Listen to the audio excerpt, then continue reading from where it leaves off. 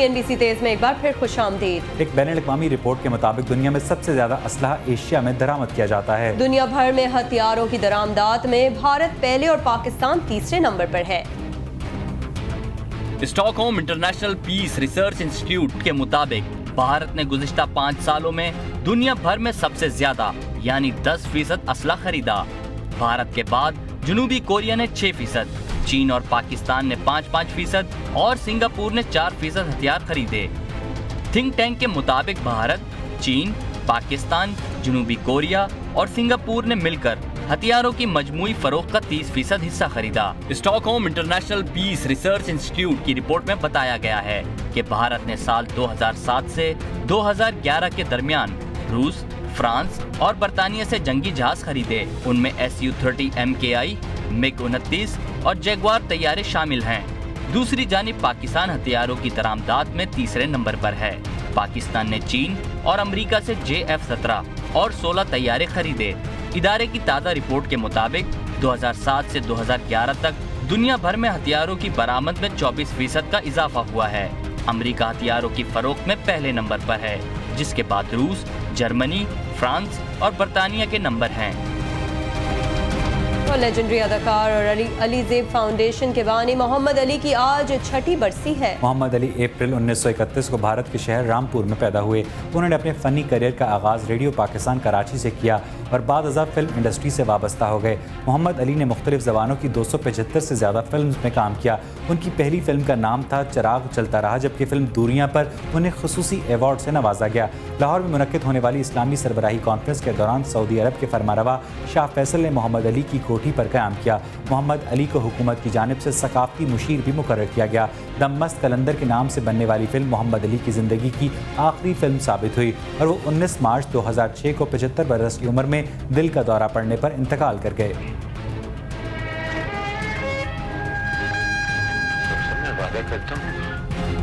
नाज़रीन, कभी कभी करतब दिखाने का शौक इंसान को बहुत महंगा पड़ जाता है। यही कुछ इस नौजवान दूल्हा के साथ भी हुआ, आइए देखते हैं।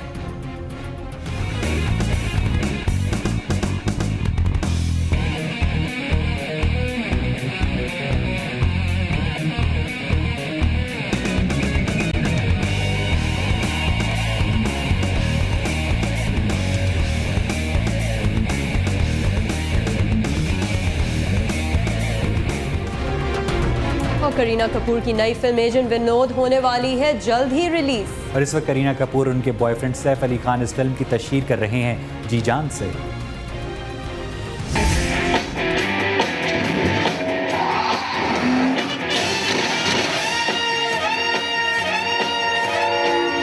करीना कपूर की नई फिल्म एजेंट विनोद होने वाली है जल्द ही रिलीज और इस वक्त करीना कपूर और उनके बॉयफ्रेंड सैफ अली खान इस फिल्म की तशहीर कर रहे हैं जी जान से। सैफ अली खान इस फिल्म में एजेंट विनोद का अहम किरदार अदा कर रहे हैं। ऐसे में मिस बेबो ने कर लिया है एतराफ कि उन्हें सिर्फ अदाकारी आती है और इसके अलावा कुछ भी नहीं। उनका कहना है कि वो बचपन ही से अदाकारा बनना चाहती थी और कुछ भी नहीं। करीना कपूर ने बताया कि जब वो 9 बरस की थी तो वो अपनी बड़ी बहन करिश्मा कपूर के साथ फिल्म की शूटिंग पर जाती थी और वापस घर आकर उनकी लाइंस दोहराती थी और उनकी जैसी अदाकारी करने की कोशिश भी करती थी। बेबो ने मजीद कहा कि वो अदाकारा हैं और हमेशा रहेंगी क्योंकि उन्हें यही काम आता है और वो यही करती रहेंगी। सुप्रीम कोर्ट ने लापता अफराद के कैंप से उमर वली को उठाए जाने से मुतल्लिक रिपोर्ट 2 हफ्तों में तलब कर ली है। चीफ जस्टिस अटॉर्नी जनरल को हिदायत की है कि एजेंसियों को बता दें कि किसी शहरी को मरवाए कानून गिरफ्तार नहीं किया जा सकता। एजेंसियों की तहवील में कैदियों की हलाकतों के केस की समाअत चीफ जस्टिस इफ्तिखार मोहम्मद चौधरी की सरबराही में सुप्रीम कोर्ट के 3 रुकनी बेंच ने की। समाअत के दौरान IG इस्लामाबाद बनी अमीन ने वफाकी दारुल हुकूमत से लापता होने वाले 16 साल उमर वाली के सुप्रीम कोर्ट में पेश किया। IG इस्लामाबाद का कहना था कि उमर वली लापता अफराद के लवाहिकीन को खाना फराहम करता था और 10 मार्च से लापता था। चीफ जस्टिस ने अपने रिमार्क्स में कहा कि बताना पड़ेगा कि इस्लामाबाद से लापता होने वाले उमर वली केस एजेंसी की तहवील में है।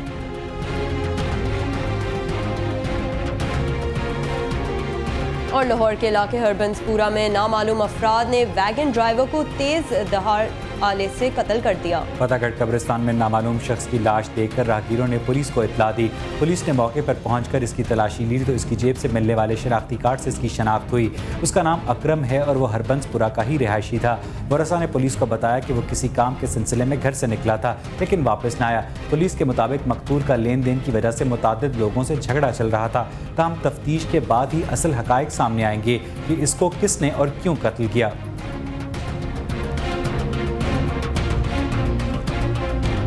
कराची स्टॉक एक्सचेंज में आज नए हफ्ते का आगाज शदीद मंदी के साथ हुआ और KSE 100 इंडेक्स 13,100 की नफसियाती हद से नीचे आ गया। कराची स्टॉक मार्केट आज आगाज से ही करेक्शन फेज में नजर आई और ट्रेडिंग के अख्ताम पर KSE 100 इंडेक्स 219 पॉइंट्स की कमी के बाद 13,070 पॉइंट्स पर बंद हुआ। आज कराची स्टॉक मार्केट में 25 करोड़ 68 लाख शेयर्स का कारोबार हुआ और मजमूई तौर पर 384 कंपनीज के शेयर्स की खरीदो फरोख्त हुई, जिनमें से 70 की कीमत में इजाफा, 234 की कीमत में कमी और 73 कंपनीज के शेयर्स की कीमत मुस्तहकम रही। आज कराची स्टॉक एक्सचेंज में वॉल्यूम लीडर्स की पोजीशन पर जहांगीर सिद्दीकी कंपनी का शेयर रहा, जो ₹1 की कमी के बाद ₹17.39 पर बंद हुआ।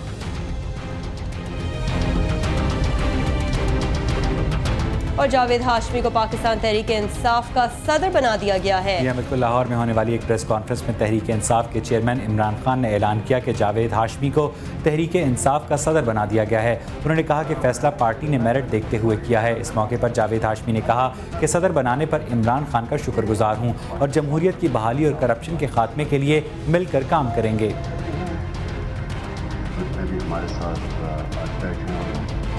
मैं पहले तो सारी चैनल से माफी, हमने ये फैसला किया कि वाकई साबित करेगा कि आपने जो आज फैसला किया, जितने भी हमारे साथ अटैक हैं और मैं पहले तो सारी चैनल से माफी, हमने ये फैसला किया। जनूबी कोरिया ने शुमाली कोरिया की जानिब से खला में सैयारा भेजने के मंसूबे की सख्त मज़ामत करते हुए इसे खित्ते की सलामती के लिए खतरा करार दिया है।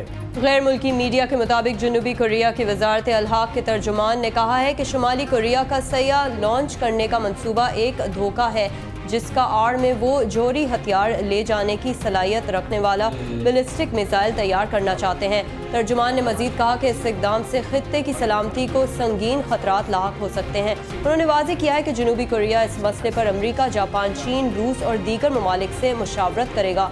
शुमाली कोरिया ने आइंदा माह एक मसनूई सैयारा खला में भेजने का ऐलान किया था।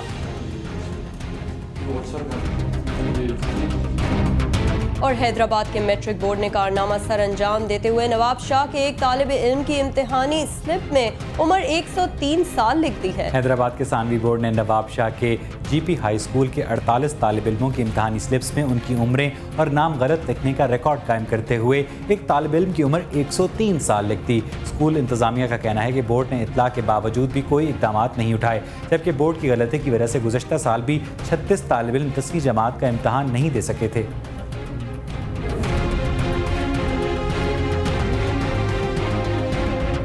उधर लाहौर के इलाके ग्रीन टाउन में शहरी से 2 लाख रुपए लूटने वाले डाकू को राहगीरों ने पकड़ लिया, जबकि उसका साथी फरार हो गया।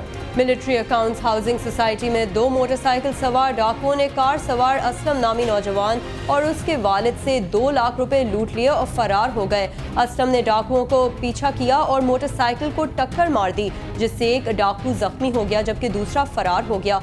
जख्मी डाकू ने फरार होने की कोशिश की तो राहगीरों ने उसे पकड़ लिया और पुलिस को इत्तला दी। पुलिस ने मौके पर पहुंचकर उसे गिरफ्तार कर लिया।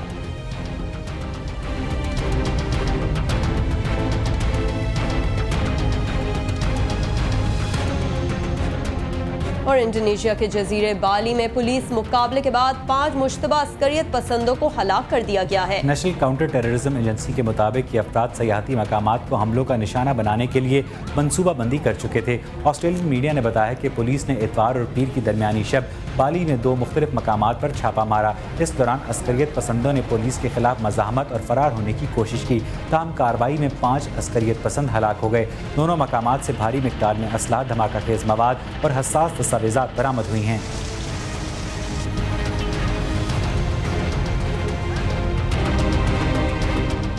चित्राल में बर्फीले पहाड़ों के दरमियान आइस हॉकी का मुनफरिद खेल खेला गया। मैच जीतने के बाद फातेह टीम ने भंगड़े डाले।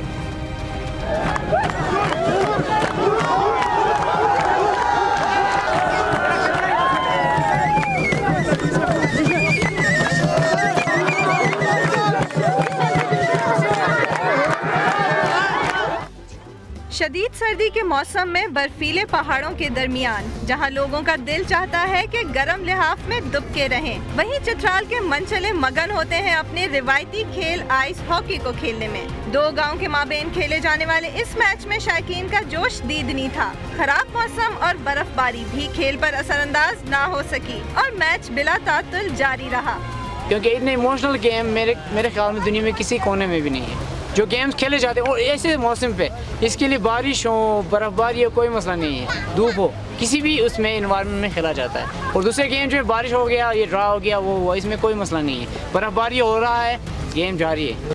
शदीद सर्द मौसम में शायकीन की हौसला अफजाई ने खिलाड़ियों के जिस्मों को गरमाइश फराहम की। इस खेल में खेलने वाले खिलाड़ियों के लिए उम्र की कोई कैद नहीं।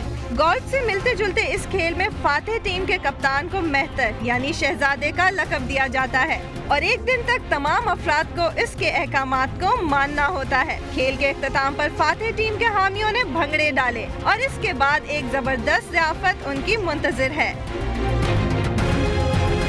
नाज़रीन, CNBC तेज पर वक्त हुआ है एक ब्रेक का, हमारे साथ रहिए।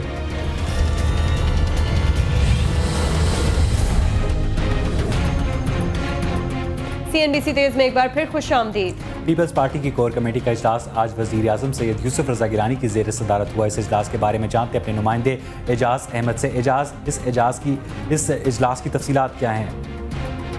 पीपल्स पार्टी की कोर कमेटी का इजलास आज वज़ीर आज़म सैयद यूसुफ रज़ा गिलानी की ज़ेर सदारत हुआ। इस इजलास के बारे में जानते अपने नुमाइंदे एजाज अहमद से। एजाज, बताइएगा इस इजलास की तफसीलात क्या हैं? हेलो जी एजाज, आप हमें सुन सकते हैं तो बताइएगा इस इजलास की तफसीलात क्या हैं? जी, अभी थोड़ी देर पहले ऐवान सदर से हमें ये बताया गया है कि सदर आसिफ अली ज़रदारी, जिनके बारे में ये कहा जा रहा था कि वो कराची जा रहे हैं आज रात को, वो कराची नहीं जा रहे, बल्कि ऐवान सदर से इस बात की तस्दीक कर दी गई है और CM हाउस सिंध से भी इस बात की तस्दीक कर दी गई है कि सदर ने वज़ीर आला सिंध को फौरी तौर पर इस्लामाबाद तलब किया है। उनको इस्लामाबाद तलबी का मकसद MQM के साथ जारी ताल्लुकात और बत्ता माफिया के हवाले से कार्रवाई पर सदर उनसे मुशावरत भी करना चाहते हैं और उनको बाद हिदायत भी देना चाहते हैं, क्योंकि MQM ने ये शिकायत की थी कि वज़ीर आला सिंध को बारहा इस मसले पर तवज्जो दिलाने की कोशिश की गई और उनको फहरिस्तें भी फराहम की गई उन लोगों की जो बत्ताखोरी में मुलव्वस हैं, लेकिन वज़ीर आला को कार्रवाई में दिलचस्पी नहीं रखते। तो वज़ीर आला की इस्लामाबाद तलबी इसी तनाजुर में है। जी अच्छा एजाज, ये भी बताइएगा कि MQM की जानिब से जारी एहतजाज के बाद क्या हुकूमत पाकिस्तान संजीदा नज़र आती है कराची में किसी ऑपरेशन के हवाले से? जी, खुद सदर मुमलिकत ने डॉक्टर फारूक सत्तार को जब पार्लियामेंट का मुश्तरका इजलास से उनका खिताब हुआ तो स्पीकर चैम्बर की तरफ जाते हुए हाथ पकड़कर उन्होंने डॉक्टर फारूक सत्तार से ये कहा कि वो इस मामले पर खुद उनसे भी गुफ्तगू कर सकते थे और सदर ने डॉक्टर फारूक सत्तार को ये यकीन दिलाया था कि हुकूमत जो इक़दाम लेगी अगले 48 से 72 घंटों में वो इक़दाम MQM के सामने आना शुरू हो जाएंगे। और उसी के नतीजे में रहमान मलिक कराची गए हैं और उन्होंने भत्ताखोरी के खिलाफ न सिर्फ इक़दाम का ऐलान किया है बल्कि 13-14 भत्ताखोरों की गिरफ्तारी की खबरें भी आना शुरू हो गई हैं और वज़ीर आला सिंध की तलबी भी इसी सिलसिले की कड़ी है। जी अवैस, बहुत शुक्रिया एजाज हमें तफसीलात से आगाह करने का।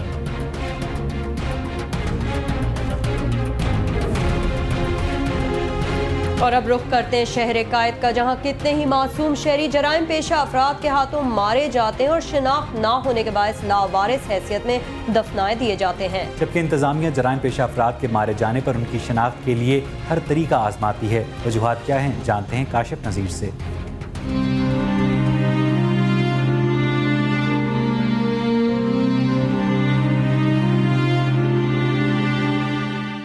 यह है ईदी का कब्रिस्तान, जहां वो लावारिस और बदकिस्मत इंसान दफन किए जाते हैं जो कराची के किसी ट्रैफिक हादसे में जाँ बहक होते हैं या फिर टारगेट किलिंग और इस जैसी दहशतगर्दी की किसी और वारदात का शिकार हो जाते हैं।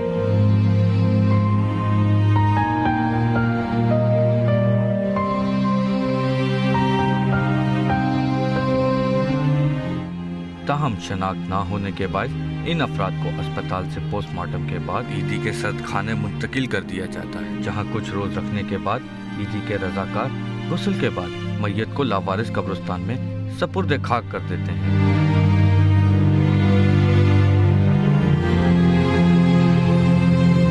कराची में बम हमले, बैंक डकैती और मोबाइल छीनने के वाकयात मामूल बन चुके हैं और इसी दौरान किसी भी आम शहरी को फायरिंग करके मौत के घाट उतार देना एक आम सी बात रह गई है।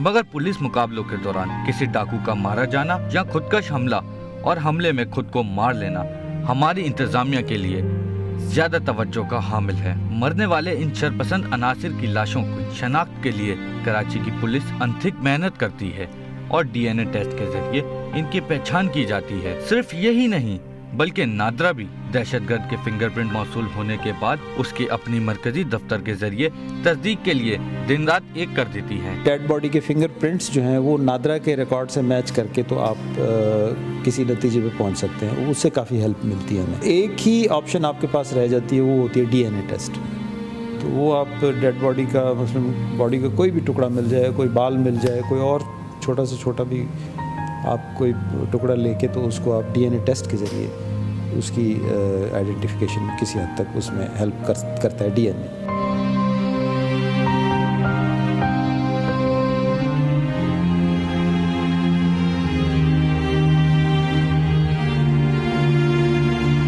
मगर इसी दहशतगर्दी और टारगेट किलिंग का शिकार होने वाले मासूम शहरियों को ईदी के रजाकारों के रहमो करम पर छोड़ दिया जाता है। ईदी के गवर्नर के मुताबिक ईदी कब्रिस्तान में आज तक 72,800 से ज्यादा अफराद को दफन किया जा चुका है और इस तादाद में मुसलसल इजाफा हो रहा है। कोई किसी का वर्षा आ जाते, नंबर लेके आते, वहाँ से उसको खबर बताते। 72,000 मेरे ख्याल में 800 इतना हुआ। समीर भी इन्हीं बदकिस्मत लोगों में से एक था जो बीवी, बच्चे, माँ बाप सबके होते हुए लावारिस कब्र में दफन हुआ। ये पता चला कि वो 1 जून को उसकी डेथ हो चुकी थी, ईदी वालों को मिला था और उन्होंने 4 तारीख को लावारिस समझ के दफना दिया था। जब किसी शहरी की शनाख्त ना हो तो पुलिस अमूमन लाश को अस्पताल में ही छोड़कर अपनी कानूनी कार्रवाई पूरी करके फरार हो जाती है, जबकि जराइम पेशा अनासिर और दहशतगर्द की हलाकत का क्रेडिट लेने के लिए इनकी शनाख्त की खातिर हर कोशिश की जाती है।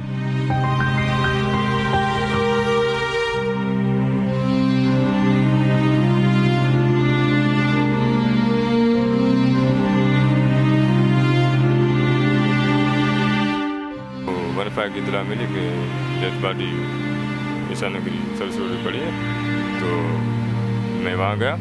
वहाँ ईदी की गाड़ी भी ले गए, वहाँ से बॉडी को उठाया, इधर ले आया, इधर 174 की कार्रवाई की।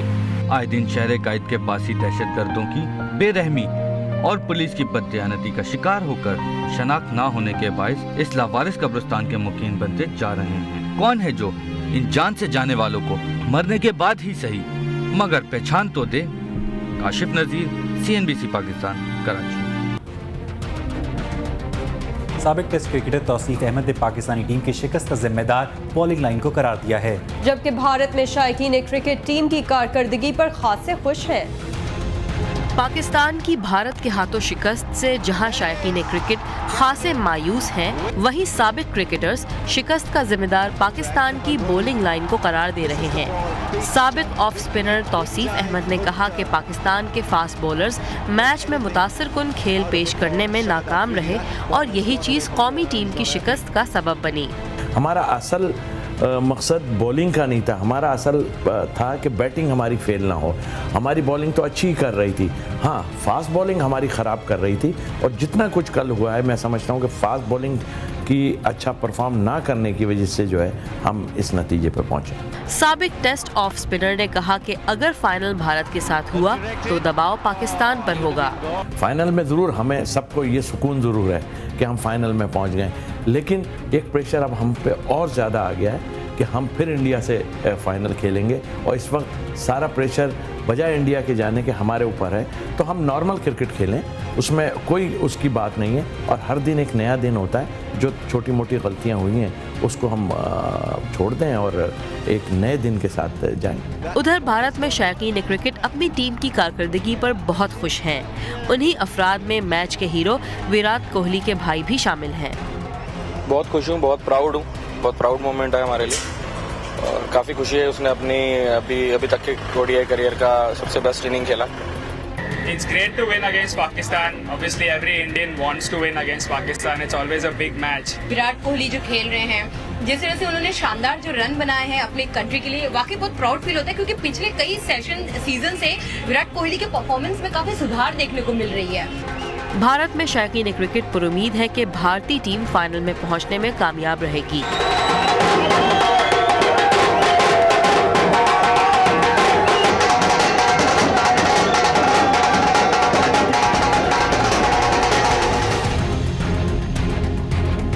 सदर जरदारी ने एक हफ्ते में तीसरी और रवा माह में 5वीं बार इत्तेहादी जमातों का इजलास तलब कर लिया। कौमी सलामती कमेटी की सिफारिशात पर हिकमत अमली और विफाकी काबीना में तौसी और रद्द बदल पर गौर होगा। ऐवान सदर से बताया गया है कि हुकूमत नेटो सप्लाई के हवाले से कौमी सलामती कमेटी की सिफारिशात और फौजी क़यादत के साथ होने वाली मुशावरत पर पार्लिमानी कायदीन को एतमाद में लेना चाहती है। इजलास में विफाकी काबीना में होने वाले रद्द बदल पर हतमी मुशावरात भी की जाएगी।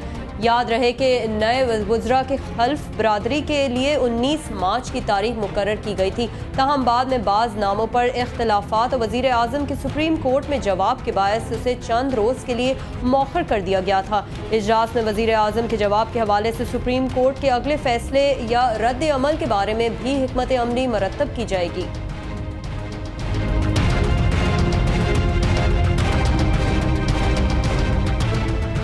और अभिषेक बच्चन और ऐश्वर्या राय बच्चन की बेटी का नाम तो रखा गया, लेकिन अभी तक उसे मीडिया के सामने नहीं लाया गया। अभिषेक बच्चन और ऐश्वर्या राय बच्चन की बेटी का नाम तो रखा गया, लेकिन अभी तक मीडिया में किसी ने नहीं देखा। खैर ये सब तो ठीक है, लेकिन एक दिलचस्प बात ये है कि 1 महीने से कुछ ही ज्यादा उम्र की इस बच्ची को इसके वालिद ने तोहफे में कार दी है, और वो भी OT8। इसे कहते हैं किस्मत। वैसे भी अमिताभ बच्चन की पोती और ऐश्वर्या राय की बेटी ही होना कोई कम खुशकिस्मती की बात नहीं है। ऐश्वर्या राय का कहना है कि अपनी बेटी के जन्म के बाद से अब तक वो सारा वक्त अपनी बेटी के साथ गुजार रही हैं और अपनी बेटी के किसी भी काम के लिए वो आया की मदद नहीं लेती हैं। उधर रणबीर कपूर की फैंस लिस्ट में हो गया है इजाफा।